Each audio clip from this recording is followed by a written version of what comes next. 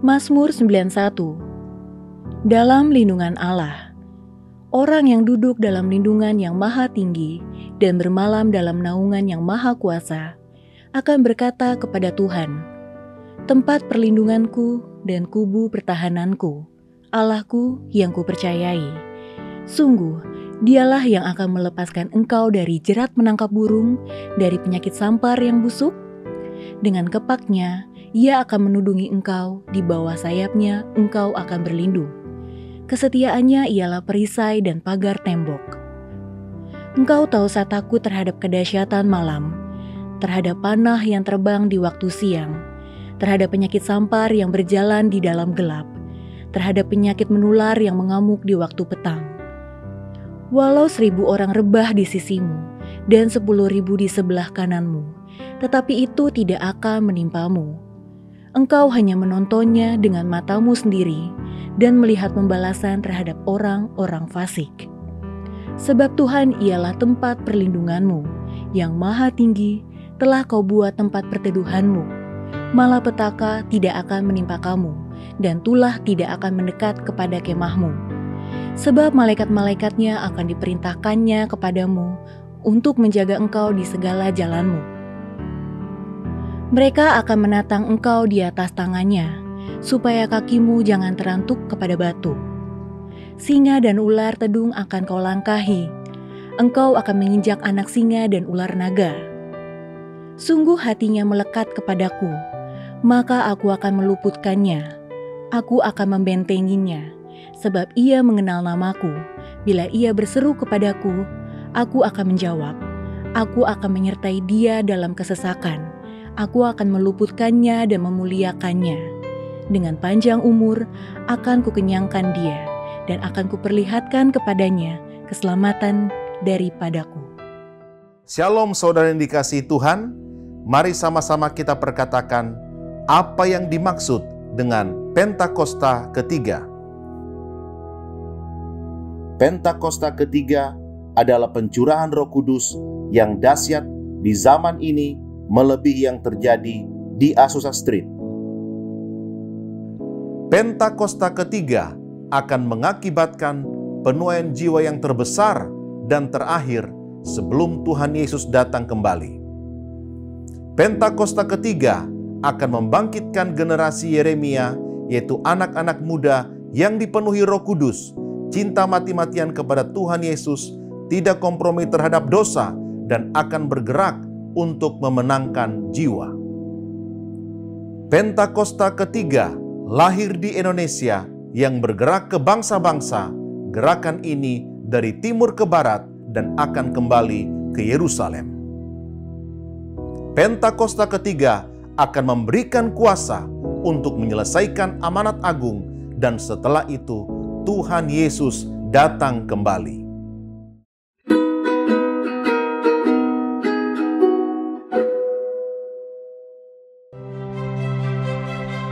Melalui hidup kita, orang lain dapat semakin mengenal Tuhan atau menjauh dari Tuhan. Karena itu, biarlah setiap tindakan kita, perkataan, serta keputusan kita hendaknya selaras dengan firman Tuhan. Mari kita menjadi dampak bagi lingkungan sekitar, karena kita adalah terang Tuhan. Happy Sunday and God bless you. Haleluya, haleluya. Bukankah Tuhan itu baik? Bahwasanya untuk selama-lamanya kasih setianya. Shalom GBI Kebon Siri. Haleluya. Anda yang ada di rumah menyaksikan tayangan ini. Dan kita sama-sama menyembah Tuhan. Live streaming yang saudara saksikan, saya percaya Tuhan bekerja. Bahkan saat Anda di rumah menyembah Tuhan, saya percaya ada kuasa yang bekerja. Mengerjakan hal-hal yang luar biasa. Mari sama-sama kita menyembah Tuhan. Kita memuji Tuhan. Dan Dia yang setia ada beserta kita. Haleluya. Thank you Jesus.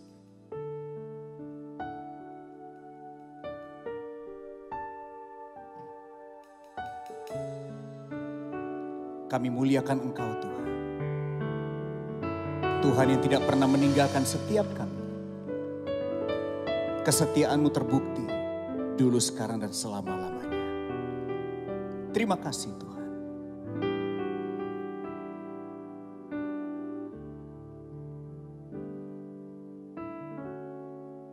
Haleluya. Bapa, Kau setia. Bapa, Kau mulia. Tenanglah jiwaku, aman bersamamu. Lebih dari harta, Kaulah segalanya. Tenanglah jiwaku dalam hadirat-Mu. Kau tunjukkan kasih setiamu, Kau menyediakan yang ku perlu. Kau setia, Kau mulia, dulu, sekarang, dan selamanya. Kau tunjukkan kasih setiamu, Kau menyediakan yang ku perlu. Kau setia, Kau mulia, Bapa, Kau setia. Sambil kami angkat tangan kami nyanyikan Bapa, Engkau setia Tuhan. Bapa, Kau setia. Katakan Bapa, Kau mulia. Tenanglah jiwaku, aman bersamamu. Lebih dari harta, Kaulah segalanya. Maka tenanglah jiwaku, jiwaku dalam hadirat-Mu. Kau tunjukkan kasih setiamu, Kau menyediakan yang ku perlu. Kau setia, Kau mulia, dulu, sekarang, dan selamanya. Oh, Kau tunjukkan kasih setiamu, Engkau menyediakan yang kami perlu. Amin, amin, amin. Kau setia, Kau mulia, Bapa, Kau setia.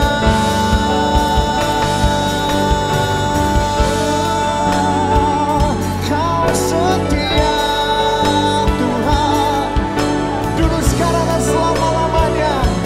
Kesetiaan-Mu sungguh terbukti melewati tahun 2020 yang ada di belakang kami. Kami tahu bukan karena hebat, kuat, gagah kami, tapi semua karena-Mu Tuhan.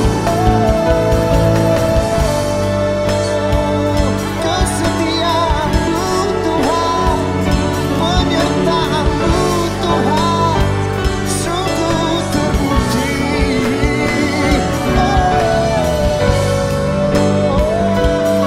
Bukan karena kuat dan gagah kami, tetapi semua karena Tuhan. Haleluya. Kau tunjukkan kasih setiamu, Kau menyediakan yang ku perlu. Kau setia. Dulu, sekarang, dan selama-lamanya. Ayo jemaat nyanyikan. Kasih setiamu. Kau menyediakan yang ku perlu. Kau setia, kau mulia, Bapa, kau setia. Sama-sama sekali lagi nyanyikan. Kau tunjukkan kasih setiamu. Kau menyediakan yang ku perlu. Kau setia, kau mulia, dulu, sekarang, dan selama-lamanya. Kau tunjukkan kasih setiamu. Kau menyediakan yang ku perlu. Kau setia, kau mulia, Bapa, kau setia. Kau setia, kau mulia, kau setia,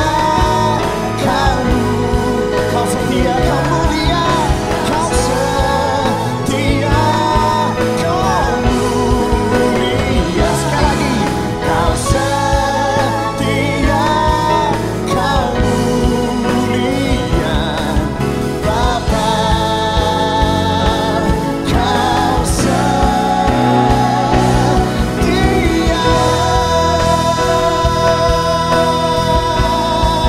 Haleluya. Mari jemaat yang di rumah kita berikan tepuk tangan yang meriah buat Tuhan untuk kasih setia-Nya. Haleluya. Untuk kebaikan-Nya, untuk penyertaan-Nya. Haleluya. Terima kasih, oh Tuhan. Kami bersyukur, kami memuji-Mu. Haleluya. Besar setiamu. Kesetiaanmu sungguh terbukti. Penyertaanmu sungguh terbukti. Dulu, sekarang, dan sampai selamanya. Takkan pernah Engkau meninggalkanku. Engkau setia, Engkau mulia, Immanuel, Tuhan serta kami. Takkan pernah Kau tinggalkan, Kau sertai kami. Tuntun setiap langkah hidup kami. Terima kasih, Yesus.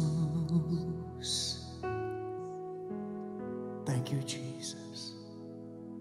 Thank you, Jesus.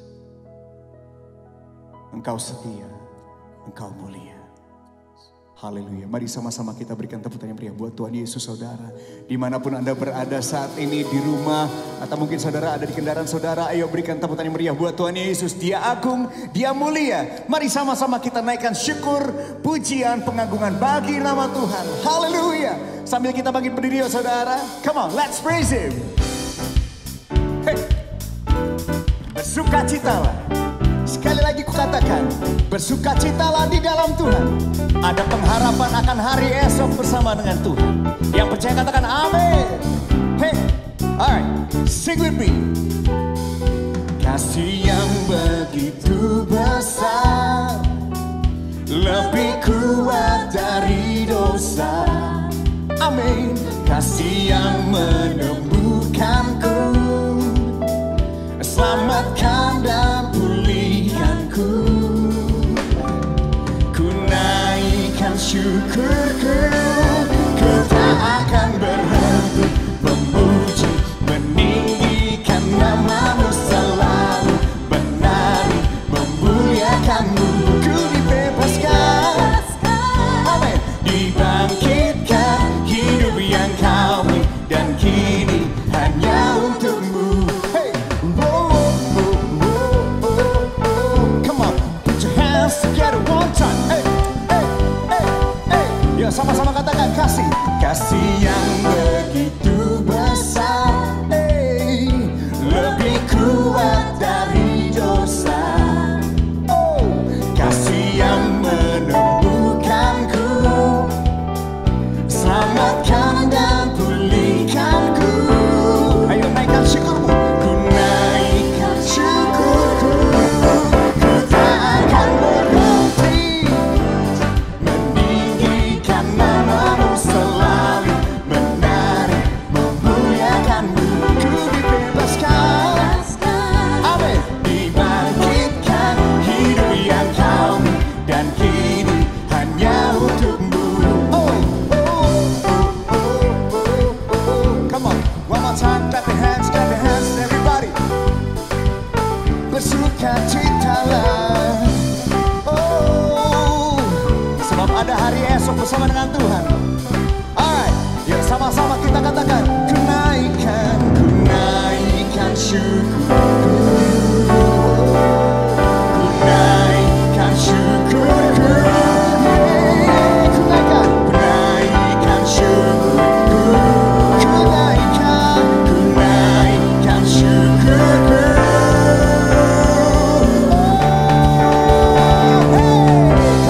Bersukacitalah di dalam Tuhan. Ayo sama-sama bertepuk tangan ya saudara. Come on, rayakan kebaikan Tuhan. Yeah, yeah, yeah. Sama-sama nyanyikan. Oh, ku tak akan berhenti memuji, meninggikan namamu selalu.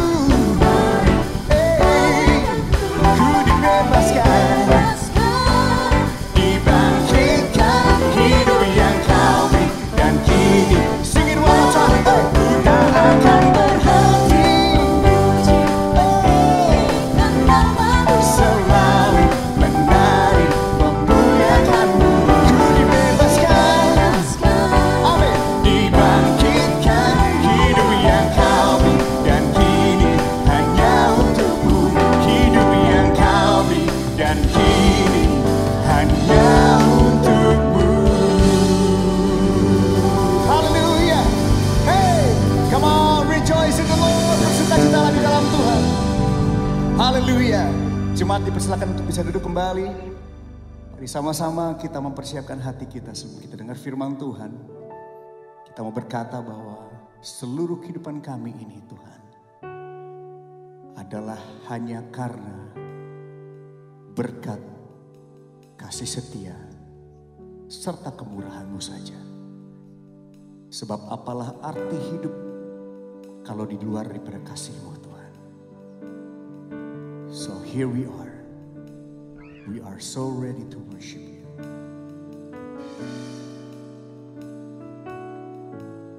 Amin. Sama-sama katakan. Kau hiasi kehidupanku dengan kemurahan-Mu. Kau rancangkan masa depanku penuh dengan harapan. Sama-sama nyanyikan dari awal. Katakan, kau hiasi kehidupanku dengan kemurahan-Mu. Amin. Kau rancangkan masa depanku penuh dengan harapan. Aku ada saat ini, semuanya karena kasih-Mu. Aku hidup hari ini, semua berkat kemurahan-Mu. Terima kasih Yesus, Engkau sangat baik, teramat. Katakan, aku ada saat ini, semuanya karena kasih-Mu. Aku hidup hari ini, semua berkat kemurahan-Mu. Terima kasih Yesus, Engkau sangat baik, teramat baik bagiku. Teramat baik bagi kami. Sungguh teramat baik apa yang Kau rancangkan bagi kami. Bukan rancangan kecelakaan, tapi hari depan yang penuh dengan pengharapan dan kelimpahan damai sejahtera. Terpujilah Engkau Tuhan.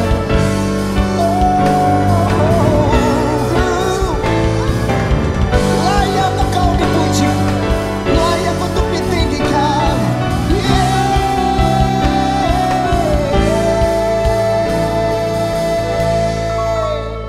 Aku ada saat ini, semuanya karena kasih-Mu.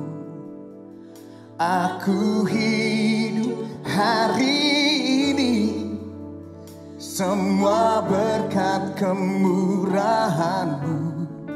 Terima kasih Yesus, oh Engkau sangat baik, teramat baik bagiku. Ayo sama-sama nyanyikan. Hey. Aku ada saat ini, semua, amin, hanya karena kemurahan-Mu. Aku hidup hari ini, semua berkat kemurahan. Terima kasih Yesus, Engkau sangat baik. Katakan terima kasih Yesus bagiku. Yesus, Engkau sangat baik, teramat bagiku. Yesus, Engkau sangat baik, teramat baik bagiku. Terlalu banyak yang Tuhan sudah lakukan bagi setiap kami. Tahun ini kami mau percayakan seluruh kehidupan kami kepada Tuhan. Berjalanlah di depan kami. Kami persilakan Tuhan pimpin langkah kami. Kami bukan hanya mau jadi orang yang percaya, tetapi orang-orang yang bersedia untuk mempercayakan seluruh kehidupan kami. Sama-sama kita angkat tangan kita ya saudara. Dengan iman dan percaya nyanyikan. Bila Engkau tak besertaku,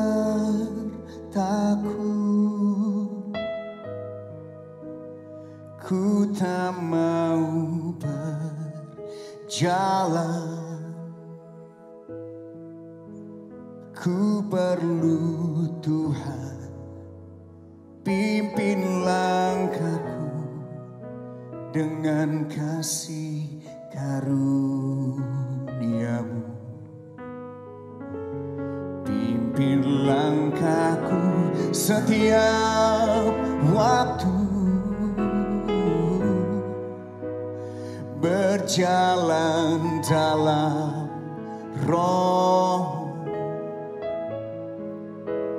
Nyatakan Tuhan kemuliaan-Mu, amin, dan berjalan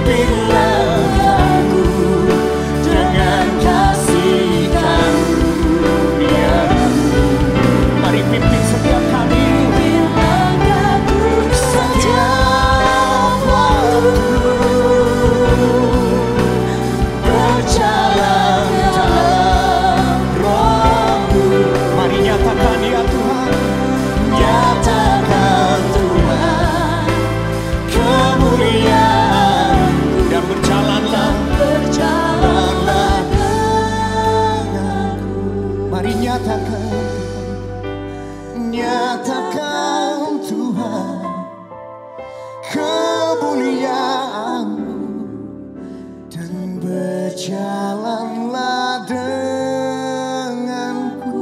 Sekali lagi saudara, nyatakan Tuhan kemuliaan-Mu, dan berjalanlah denganku.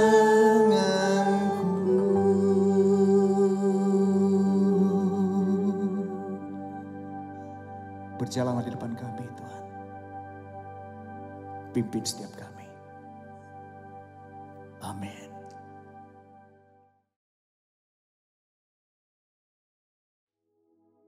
Shalom saudara.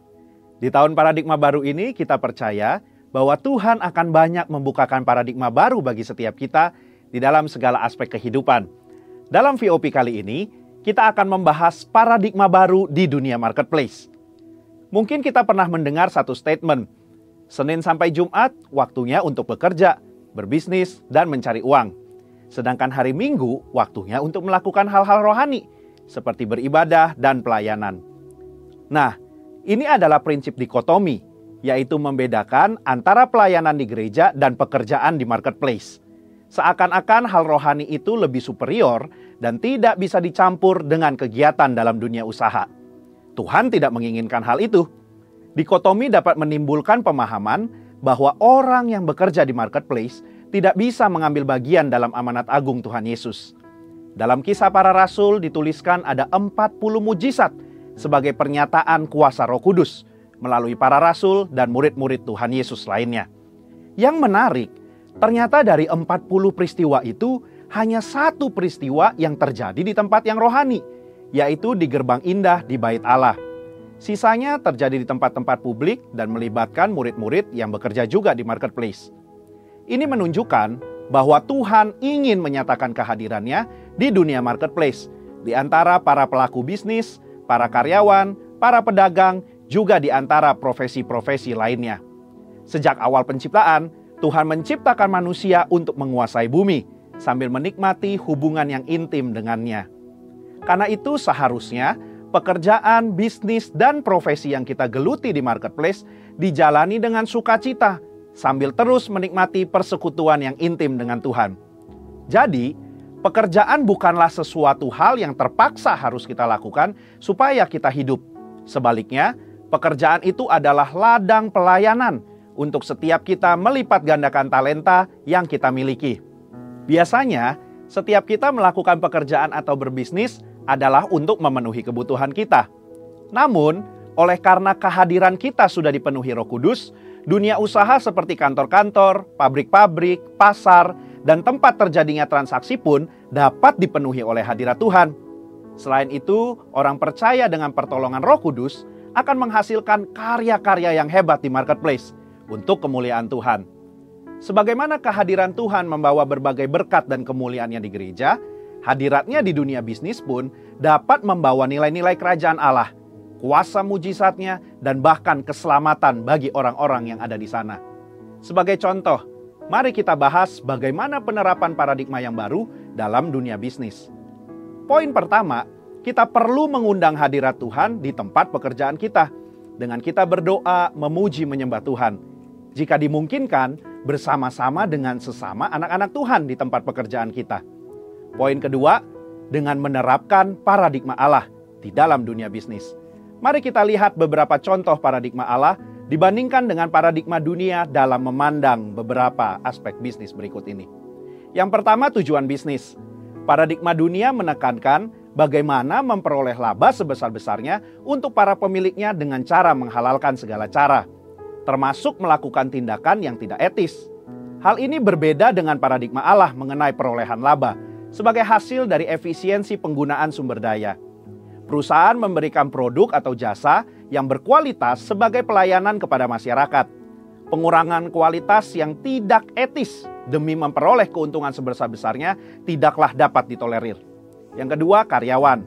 Dunia menganggap karyawan sebagai modal manusia yang tidak berbeda dengan mesin atau modal yang dipaksa untuk memberikan hasil secara konsisten untuk investasi yang sudah ditanamkan.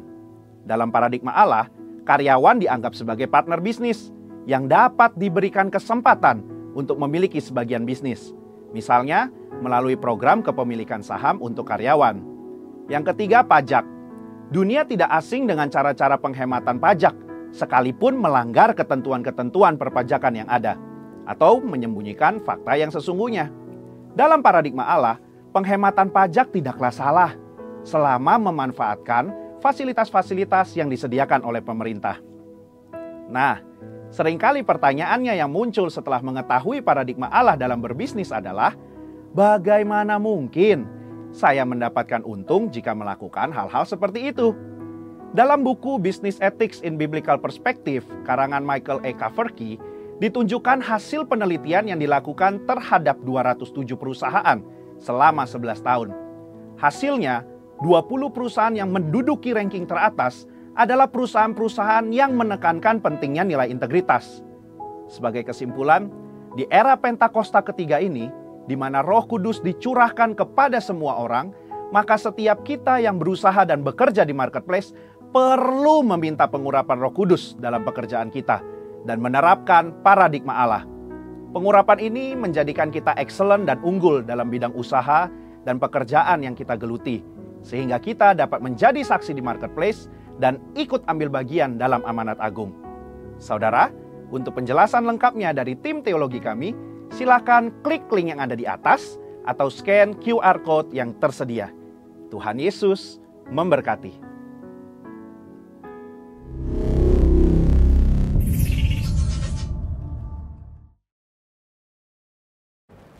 Ya, shalom Bapak Ibu, semua yang Tuhan Yesus sayangi yang ada di GBI Kebon Sirih.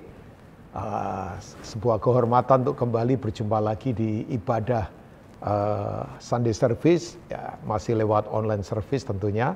Saya berterima kasih, bersyukur pada Tuhan bisa dipercaya untuk kembali sharing buat jemaat ini. Thank you juga buat sahabat saya, Pastor Gunawan Wongso Wijoyo, yang memberi kesempatan untuk saya hari ini sharing di ibadah ini. Dan saya yakin ada juga Pak Herman Bunyamin, ada Pak Pastor Supratman, dan tentunya sahabat-sahabat saya yang ada di Kebon Sirih. Ini sebuah kehormatan buat saya. Nah, tanpa menggurui, tanpa merasa saya paling tahu, sama sekali enggak. Tapi hari ini saya izinkan saya untuk sharing buat Bapak Ibu semua tentang prinsip namanya tuntunan Tuhan. Ya, dituntun oleh Tuhan tentunya ya. Nah, kalau kita membaca di kitab Yesaya, Yesaya itu adalah nabi yang memang Tuhan pakai untuk menubuatkan, terutama untuk orang Israel, ya, bagaimana mereka akan ditawan di Babel, tapi kemudian Tuhan akan lepaskan mereka kembali ke Yerusalem ya setelah 70 tahun. Nah, salah satunya kenapa orang Israel ditawan, ya salah satunya ya, mereka melanggar tahun Yobel sebetulnya, di mana tanah harusnya diistirahatkan, tapi terus digarap karena tidak pernah puas, terus memuaskan keinginan dan sebagainya. Sampai kemudian dipaksa untuk tanah harus diistirahatkan selama 70 tahun. Ya. Nah, kemudian kita tahu mereka ditawan di Babel. Nah, Yesaya adalah orang yang menubuatkan begitu luar biasa tajam. Nah, di konteks pasal 58 dari kitab Yesaya, ya, kalau Bapak Ibu membaca dari ayat yang pertama itu tentang puasa yang dikehendaki Tuhan. Ya, Tuhan berkata puasa itu bukan hanya sekedar tidak makan, tapi puasa yang sesungguhnya kamu mesti berlaku adil, tidak menusuk orang dari belakang, kamu tidak kemudian berlaku lalim, dan kemudian menekan-nekan orang dengan hal-hal yang kemudian membuat mereka jadi kehilangan segalanya. Nah, saya ingin mengajak kita di ayat yang ke-10 sampai atau kita mulai ayat 11 sampai ayat yang ke-12. Saya percaya nanti di screen di mana Bapak Ibu bersama-sama ibadah ini lewat komputer kah atau lewat televisi, pasti tim multimedia akan sampaikan ya. Nah, di ayat 11 sampai ayat 12 dikatakan begini.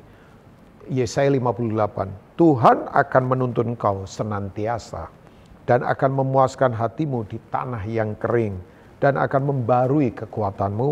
Engkau akan seperti taman yang diairi dengan baik dan seperti mata air yang tidak pernah mengecewakan. Engkau akan membangun reruntuhan yang sudah berabad-abad dan akan memperbaiki dasar yang diletakkan oleh banyak keturunan. Engkau akan disebutkan yang memperbaiki tembok yang tembus, yang membetulkan jalan supaya tempat itu dapat dihuni. Ya, amin buat firman Tuhan. Nah, kita tahu kenapa kita perlu dituntun. Ya, karena jelas kita itu tidak tahu apa yang akan kita hadapi, jalan-jalan di depan yang menurut saya kita nggak ngerti nih ke depan akan bagaimana. Dan yang berikutnya lagi, karena kita sadar bahwa kita ini tidak berdaya, ya kalau tidak dituntun oleh Tuhan.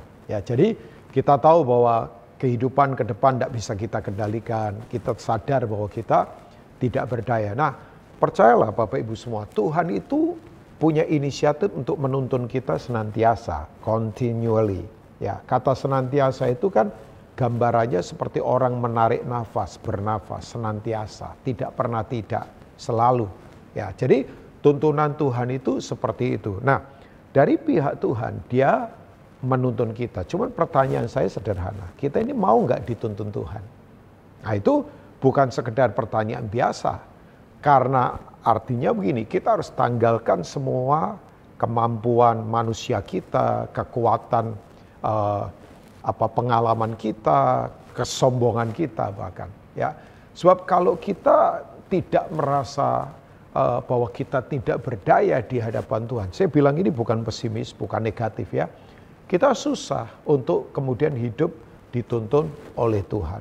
Sebab begini ternyata, tuntunan Tuhan itu ekspektasinya bukan seperti yang kita pikirkan.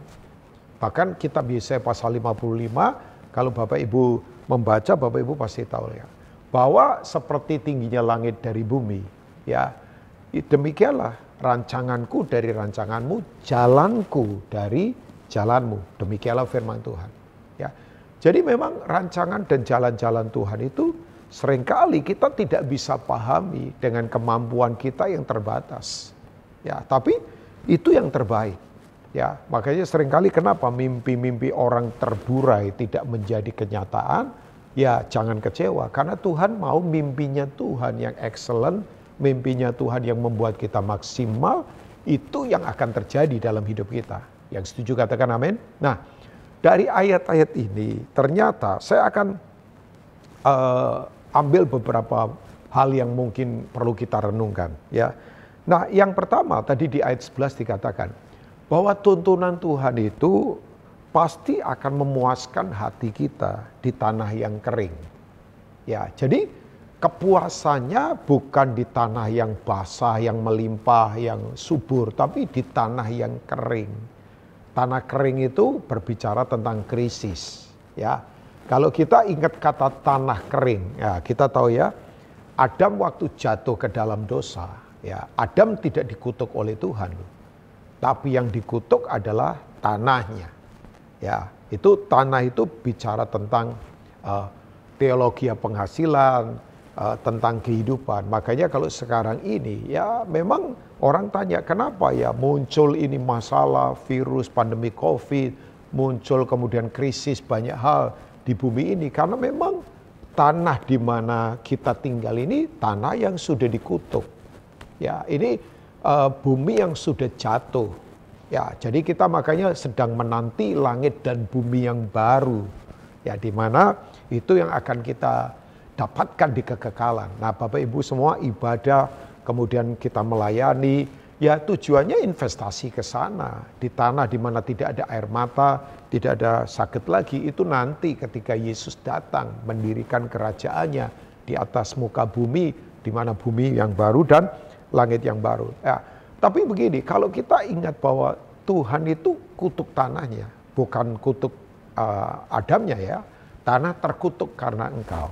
Ya, nah kita kalau mendengar kata tanah yang kering, ingat juga kemudian keturunan berikutnya namanya Ishak. Kita tahu di Kejadian pasal 26 kan, waktu itu terjadi krisis di mana Ishak tinggal kan. Nah krisis ini disebut dengan kekeringan kan, Alkitab LAI menerjemahkan itu adalah timbul kelaparan di negeri di mana Ishak tinggal. Ya, itu ada di negeri di mana dia memang ditempatkan Tuhan di sana. Nah, ternyata Alkitab berkata begini, krisis ini telah terjadi sejak zaman Abraham, ya, ayahnya. Jadi krisis itu hal yang biasa sebetulnya. Ya, krisis itu biasa. Tapi memang orang yang dikalahkan krisis, nah itu yang luar biasa. Krisis itu biasa. Ya, tapi jangan sampai dikalahkan oleh krisis. Nah, itu yang luar biasa. Bahkan saya katakan, Bapak Ibu, kenapa kita perlu dituntun Tuhan? Ya, kita ini sekarang ada di masa berbahaya loh, sangat berbahaya. Nah, kalau orang tidak dituntun Tuhan, maka dia akan mengalami double bahaya. Bahayanya jadi double. Double-nya bukan hanya 2, tapi bisa berlipat-lipat. Double, ya, danger, ya, dangerous. Karena memang kita ini ada di masa yang sangat berbahaya sekarang ini. Semuanya, kondisinya tidak gampang, ya. Nah, saya ingin mengajak kita, Bapak Ibu, ya, waktu Ishak ada di tanah krisis ini. Nah, Tuhan berkatakan tadi di Yesaya pasal 58, aku itu akan memuaskan hatimu. Yang dipuaskan itu hati kita. Bukan barang, bukan materi di luar. Tapi kunci yang utama adalah hati. Pernah lihat gak ada orang yang barang banyak, fasilitas banyak, tapi tidak pernah puas-puas. Ya, kata puas itu kalau dalam terjemahan bahasa Yunani itu pakai kata arkotoso kan. Ada sebuah kelimpahan dari dalam itu. Ya, makanya bahagia khotbah Yesus di Bukit Bahagia Matius pasal 5 itu, berbahagia yang miskin di hadapan Allah karena mereka lah yang mempunyai kerajaan Allah. Berbahagialah kamu yang membawa damai karena disebut anak-anak damai dan sebagainya. Itu semua ada di dalam. Nah, kata bahagia di situ adalah makarios kan. Makarios itu tingkatan bahagia untuk orang yang sudah mati di mana mereka ketemu Tuhan. Jadi itu tingkatan bahagia yang sangat luar biasa itu. Itu kalau bahasa orang selalu berkata tingkatan bahagia udah kelas dewa ini. Maksudnya udah bukan lagi bicara fisik kan. Nah, Tuhan itu mau memuaskan kita, hati kita. Sebab hati itu kan the center of life. Itu hati itu adalah kardia. Ya, kenapa orang kemudian olahraga kardio itu supaya the center of life, jantungnya sehat. Ya, itu karena memang hati itu adalah pusat kehidupan. Makanya Amsal berkata, jagalah hatimu ya dengan segala kewaspadaan karena dari situlah mengalir ya, kehidupan. Ya, the issues of life itu bahasa Inggrisnya. Semua isu-isu kehidupan itu munculnya dari situ. Nah, kalau hati puas, Bapak Ibu, itu kita akan mengalami yang disebut dengan kebangunan rohani itu tuh yang ada di dalam, silent revival, whisper revival, kebangunan rohani yang berbisik. Ya, seperti Bapak Ibu kalau membaca di kitab Injil itu ada wanita pendarahan yang sudah 12 tahun itu sakit sampai uangnya habis, bahkan udah tidak ada harapan untuk sembuh. Tapi dia berkata dalam hatinya, dia ngomong sendiri loh, asalku jamah jubahnya aku sembuh. Ya kan? Kita tahu wanita ini kemudian mengalami revival, kesembuhan. Itu semua dimulai dari hati. Ya, kalau orang tidak punya hati yang kuat, ya mana mau sih berdesak-desakan dalam kondisi fisik yang sangat rapuh, ringkih, bayangkan. Tapi kemudian dia mendesak banyak orang. Padahal kalau kita tahu ya, wanita yang lagi pendarahan, kalau mendesak begitu ketahuan orang, itu bisa dianiaya karena bikin najis kan.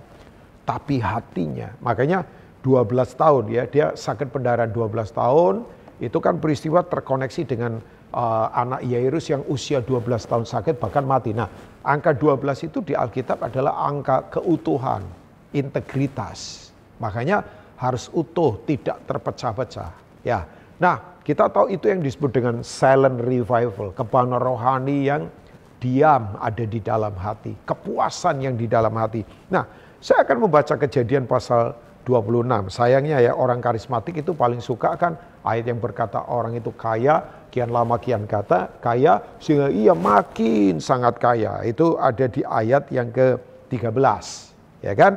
Ya orang karismatik seperti saya juga kan paling suka ayat itu. Dan orang itu menjadi kaya, bahkan kian lama kian kaya, sehingga ia menjadi sangat kaya. Fokusnya hanya kayanya saja. Ya kaya terus itu ya. Tapi sebetulnya kenapa Ishak bisa begitu? Ayat yang ke-12 memberitahu kita. Maka menaburlah Ishak di tanah itu. Tanah apa? Tanah kelaparan itu, tanah kering itu. Ya, pertanyaan saya, orang berani menabur di tanah yang kering kenapa? Karena punya kepuasan di hati. Nah, tuntunan Tuhan itu membuat kita punya rasa cukup yang kuat, ada contentment begitu ya. Konten begitu ya. Rasa cukup yang kuat, makanya dia berani menabur karena memang puas di dalam. Ya kan? Nah, makanya kenapa Ishak diberkati? Ya, bahkan Alkitab berkata begini, ya, kemudian dia menabur di tanah itu dan dalam tahun itu juga ia mendapat hasil berapa? 100 kali lipat sebab ia diberkati Tuhan. Yang setuju katakan amin. Kata berkat itu adalah karena dituntun Tuhan. Karena mengalami God's favor, dia mengalami anugerah Tuhan. Ya, dia mengalami kelimpahan yang datangnya dari Tuhan. Jadi Bapak Ibu semua yang ada di GBI Kebon Sirih, orang yang dituntun Tuhan itu akan punya kepuasan yang ada di dalam. Kata diberkati itu akan artinya God at work. Ya, Tuhan bekerja. God at work. Jadi ada kemampuan ilahi di mana Tuhan bekerja. Gak usah takut, Tuhan bekerja dalam hidup kita. Tuhan pasti menyertai kita. Tuhan tak pernah sedetik pun tinggalkan kita. Ya, Pak Rubin asal ngomong, gak, saya mengalami kok dalam kehidupan. Ya, makanya sudah, gak usah berharap sama manusia, gak usah mengandalkan manusia. Ya, kita tetap baik sama siapapun, tapi pengharapan kita pada Tuhan. Karena Tuhan selalu mau menuntun dan memuaskan yang ada di dalam. Nah, orang kalau tidak puas hati, ya susah menabur. Orang nggak puas hati, susah mempraktekkan firman. Orang kalau nggak puas hati, selalu mempertanyakan prinsip ilahi. Prinsip firman adalah selalu melepaskan, memberkati. Ya pastilah Tuhan memberkati hidupnya. Nah, yang kedua ternyata, tadi ayat yang ke-11 dari Yesaya 58, ya saya akan coba lihat lagi ke sana, Yesaya 58 ayat yang ke-11 dari Alkitab kita. Bapak Ibu bisa kembali kepada ayat ini tentunya. Saya cuma ulang lagi dari apa yang saya sudah baca tentunya. Alkitab berkata begini tadi, dan akan membaharui kekuatanmu, bagian yang B ya, ayat yang ke-11 ya. Nah, ternyata tuntunan Tuhan itu selalu punya itu tuh, membuat kita punya mengalami pembaruan dalam kekuatan kita. Nah, kata kekuatan itu berasal dari kekuatan kuat. Kuat itu kan kata sifat. Kuat itu kata apa Bapak Ibu? Sifat kan. Sifatnya siapa? Sifatnya Tuhan. Tuhan kita kuat. Makanya Efesus 6 berkata, hendaklah kamu kuat di dalam Tuhan, di dalam kekuatan kuasanya, ayat yang ke-10. Itu memakai kata itu tuh, kratio. Ya, artinya ada penambahan kekuatan dari kata dasarnya kratos. Ya, kratio itu ya kekuatan itu kratos. Kratos itu the power of God. Ya, jadi kekuatan di sini tidak bicara tentang fisik, walaupun fisik kita perlu kuat lah. Makanya saya dorong Bapak Ibu, exercise penting ya, pola hidup dijaga. Tapi kata yang dipakai kratos ini adalah kekuatan secara batiniah, kekuatan secara pandangan rohani. Ya, kekuatan secara mentalitas kita. Ya, itu penting untuk kita perbarui. Ini kekuatan rohani kita, bukan sekedar bicara tentang kekuatan fisik ya. Ada orang fisiknya kuat, ditekan satu masalah, kelimpungan, stres, kemudian akhiri hidup misalnya ya. Banyak begitu. Nah, saya ingin mengajak kita, kenapa kita perlu kuat? Ya, kita ada di masa yang tidak gampang. Kan tadi saya katakan ya, masa di mana kita ini menghadapi tekanan begitu nyata. Makanya Bapak Ibu ya, Bapak Ibu kan di gereja di mana sering mengucapkan Mazmur 91. Ya, itu Mazmur 91 itu ada nama 4 Tuhan disebut di ayat-ayat awal. Ya, orang yang duduk dalam lindungan yang maha tinggi dan bermalam dalam naungan yang maha kuasa, itu udah ada 2 kata Tuhan, El Elyon dan El Shaddai. El Elyon itu Tuhan maha tinggi, kemudian El Shaddai. Kemudian akan berkata kepada Tuhan tempat perlindungan. Terus kemudian muncul kata berikutnya lagi, Adonai. Adonai itu adalah Tuhan, aku ini Tuhan ya. Kemudian muncul kata lagi berikutnya, Tuhan kita itu adalah Tuhan yang memang memilih kita ya, dia tidak tinggalkan kita ya. Nah, itu kenapa 4 nama Tuhan itu muncul di situ? Karena berhubungan dengan 4 penjuru angin kan, barat, timur, utara, selatan. Ya, itu serangan bisa datang dari mana saja itu, barat, timur, utara, selatan ya. Makanya betul itu ya, dikatakan bahwa kita akan terluput dari penyakit sampar, penyakit menular yang mengamuk di waktu petang. Itu peperangan. Nah, Mazmur 91 itu kalau di ketentaraannya Amerika itu disebut dengan Mazmurnya para prajurit. Ya, jadi di ketentaraannya Amerika itu ini Mazmur disebut Mazmur para prajurit yang bertempur, yang menghadapi musuh yang ada di mana-mana. Nah, itu jadi kalau Bapak Ibu ucapkan Mazmur 91 itu Mazmurnya para prajurit yang berperang. Tentunya kita konteksnya bukan perang fisik ya, tapi ini perang mentalitas, perang spiritual, itu jelas ya. Nah, kita waktu dituntun Tuhan itu akan memperbarui kekuatan kita. Kuat yang di dalam, kuat secara rohani, kuat punya pandangan rohani yang kuat. Ya, seperti yang Paulus katakan dalam doanya di Efesus 1. Ya, terangi mata hatiku Tuhan. Maksudnya dia berdoa supaya terang, kita punya mata hati yang terang untuk melihat pengharapan apakah yang terkandung dalam panggilanmu. Kata melihat di sini bukan fisik lagi, tapi ini melihat secara rohani, melihat secara batinnya. Ya, betapa kayanya pengharapan buat orang-orang percaya. Ya, betapa luas, betapa dalam, betapa lebarnya, dan betapa hebat kuasanya. Di mana kuasa itu yang membangkitkan Yesus dari antara orang mati, dan kuasa itu berdiam di dalam kita. Bapak Ibu yang setuju katakan amin. Ini kekuatan yang luar biasa. Nah, kalau kita melihat Yesaya pasal 40 ayat 30 sampai 31, tetap di kitab Yesaya. Alkitab berkata begini, orang-orang muda menjadi lelah dan lesu, teruna-teruna jatuh tersandung. Bayangkan, kelompok orang yang mestinya fisikal itu kuat, secara fisik kuat, teruna, orang-orang muda, tapi ternyata lelah, jatuh tersandung. Tetapi ayat 31, haleluya. Nah, saya beritahu, Tuhan kalau mengingatkan kita, menegur kita, selalu dia memberi jalan keluar. Ya, percayalah. Makanya ayat 31 kuncinya. Tetapi orang-orang yang menanti-nantikan apa? Tuhan. Let's go and let's God. Ya, mereka akan mendapatkan kekuatan yang baru. Ada penambahan kekuatan. Mereka kemudian seperti Raja Wali yang terbang mengatasi badai. Mereka berlari dan tidak menjadi lelah. Mereka berjalan dan tidak menjadi penat. Ada 3 hal itu. Terbang, lari, dan kemudian berjalan. Tidak ditulis berhenti ya. Jadi kita dalam kekuatan Tuhan akan tetap bisa terbang, berlari, atau berjalan. Gak apa-apa kalau sedang berjalan nikmati. Kalau sedang berlari gak usah sombong. Kalau lagi terbang gak usah menyepelekan yang lagi lari atau yang lagi berjalan. Yang lagi berjalan tidak perlu iri sama yang lagi berlari, yang lagi terbang. Pokoknya mau terbang, mau berlari, mau berjalan, yang penting tidak boleh mandek. Yang penting tidak boleh apalagi terpukul mundur ke belakang. Saya ingatkan buat Bapak Ibu yang ada di GBI Kebon Sirih. Pengharapan itu tidak pernah membuat orang mundur ke belakang. Selalu progresif untuk bergerak ke depan. Jadi pengharapan itu selalu tidak pernah membuat kita terlempar.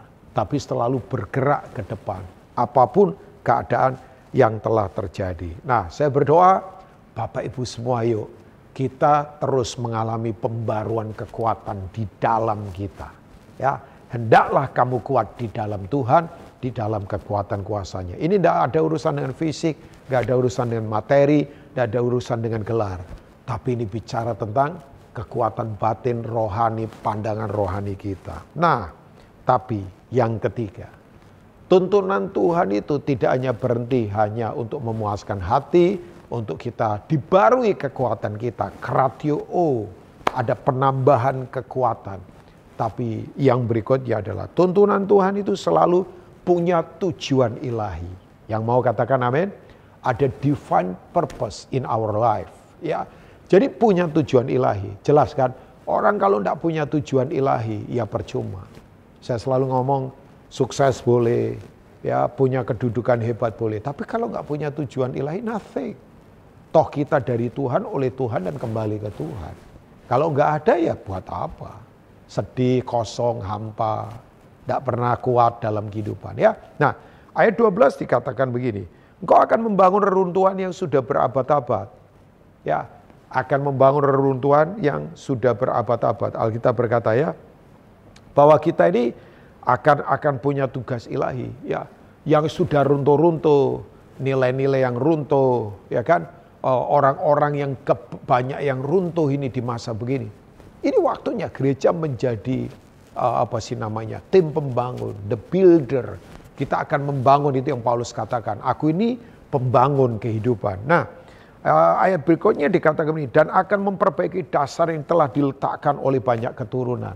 Ada dasar-dasar yang harus kemudian diperbaiki. Dasar itu penting, itu pondasi prinsip. Dasar pengorbanan, kesetiaan, holiness, kekudusan, dasar kemudian takut akan Tuhan dan sebagainya. Tapi kemudian Alkitab berkata begini, bahwa engkau akan disebutkan memperbaiki tembok yang tembus, yang membetulkan jalan supaya tempat itu dapat dihuni. Wow, kita lagi prepare the way, kita lagi mempersiapkan jalan. Jalan buat kedatangan Tuhan yang kedua kali. Ya, makanya kita perlu punya spirit seperti Elia. Elia ya, Yohanes Pembaptis itu kan mempersiapkan jalan buat kedatangan Yesus yang pertama kali. Tapi gereja adalah mempersiapkan buat kedatangan Tuhan yang kedua kali. Nah, roh Elia itu adalah roh pembapaan. Ya, kata Elia berasal dari kata Eliyahu kan. Jehovah is my father. Ya, pembapaan. Pembapaan menerima orang tanpa syarat. Ya kan? Pembapaan itu keluasan hati. Pembapaan itu begini, selalu mengutamakan orang lain lebih daripada diri sendiri. Itu hati Bapa itu. Makanya saya katakan ya, pemimpin belum tentu Bapak, tapi Bapak pasti pemimpin. Ya kan? Orang pemimpin belum tentu punya hati Bapak. Penerimaannya lebar enggak? Ya kan? Melihat orang lain lebih utama enggak dari dirinya sendiri. Itu hati Bapak. Nah, saya sungguh-sungguh berdoa di GBI Kebon Siri ini para leader, para pelayan memiliki hati seperti ini. Untuk melihat dengan pandangan yang luas kan? Coba, kalau Bapak Ibu lihat di salib itu apa yang Bapak Ibu lihat? Salib ya? Lihat salib apa? Oh, lambang Kristen Pak. Oh, boleh. Lihat salib apa? Oh, apalah ya. Tapi buat saya salib itu penerimaan. Karena di salib, tangan yang disalib itu terbuka. Menerima siapapun. Gak tertutup kan? Tapi tangannya terbuka. Ya kan? Nah, kalau kita lihat di ayat yang ke-11 bagian B. Engkau akan seperti taman yang diairi dengan baik. Oh, kita ini akan jadi taman yang diairi dengan baik. Bapak Ibu kalau lihat taman untuk apa? Untuk orang kemudian begini, refresh. Untuk orang bisa duduk di sana, jadi berkat buat banyak orang.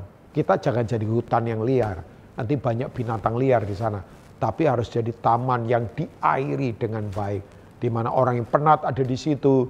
Di mana kemudian orang bisa ya melakukan aktivitas apapun.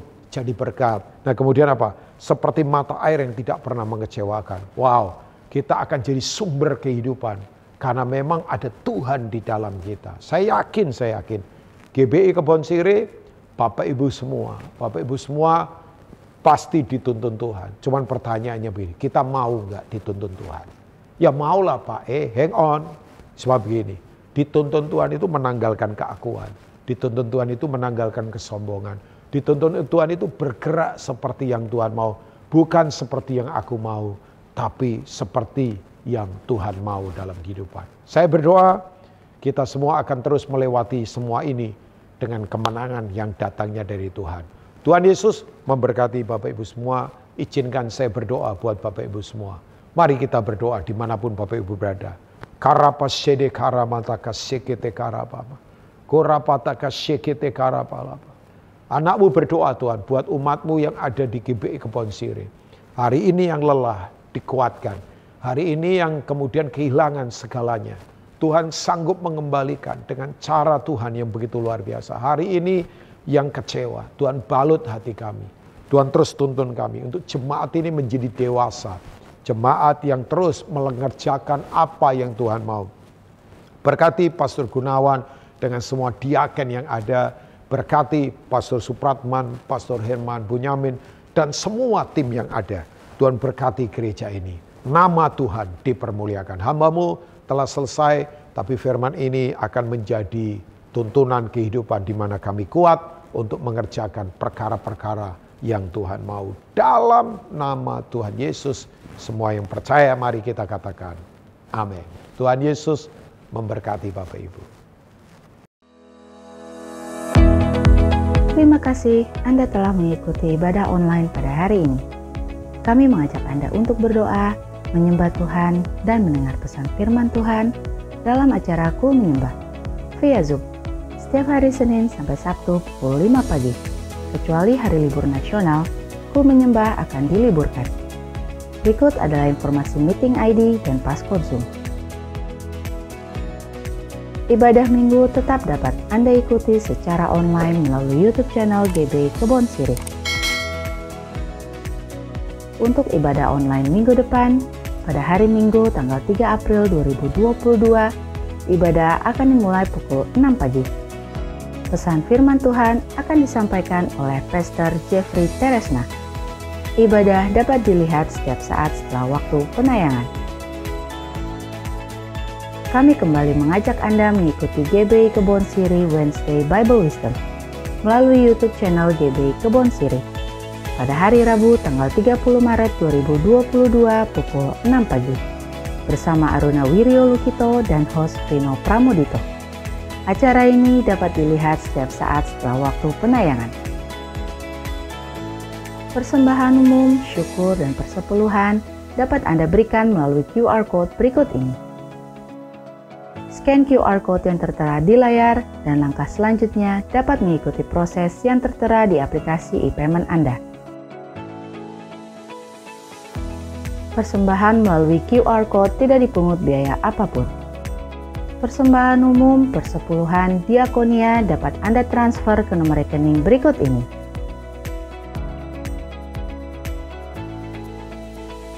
GBI Kebon Sirih akan mengadakan baptisan air pada hari Minggu tanggal 10 April 2022 pukul 1:30 siang.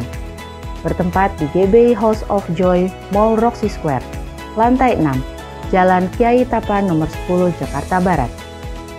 Bagi Bapak, Ibu, Saudara, dan Saudari yang rindu untuk dibaptis, dapat mendaftarkan diri ke nomor berikut ini. Demikianlah GBI Kebon Sirih News Flash hari ini. Selamat hari Minggu, Tuhan Yesus memberkati. Mari jemaat Tuhan, kita siapkan hati kita untuk berdoa.